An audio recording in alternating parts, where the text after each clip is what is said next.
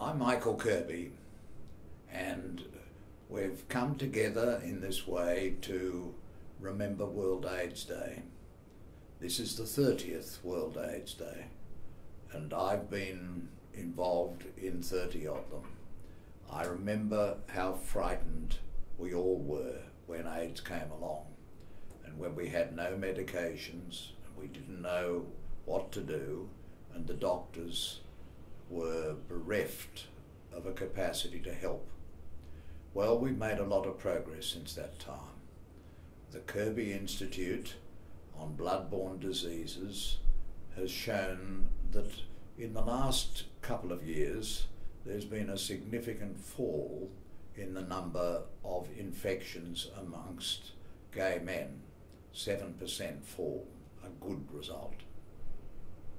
However, it's been offset by an increase in the number of heterosexual infections, straight people becoming infected. So that's a worry.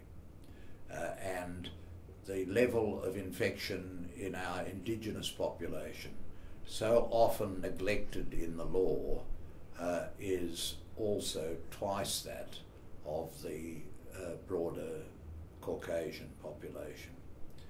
And so these are the reasons why we have a World AIDS Day, so that we in Australia can reflect upon where we are, where we've come from and where we're going, but also to share solidarity with our brothers and sisters in other countries where things are much, much worse. In Southern Africa in particular, the rates of infection are still too high. And about a quarter of the population in countries of Southern Africa are people living with HIV and AIDS. And there are still challenges in raising the money to keep on the antiretroviral drugs the people who are becoming infected. So this is a continuing struggle. And in the year past, we've had messages in the law that are heartening.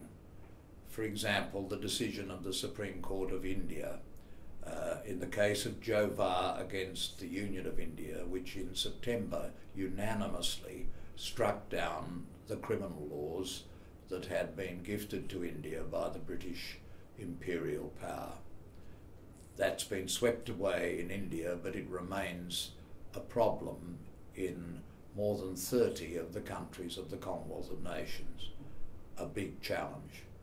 And just in recent days we've had the decision in Taiwan rejecting same-sex marriage, which the constitutional court of that country had declared was the right of citizens under their constitution.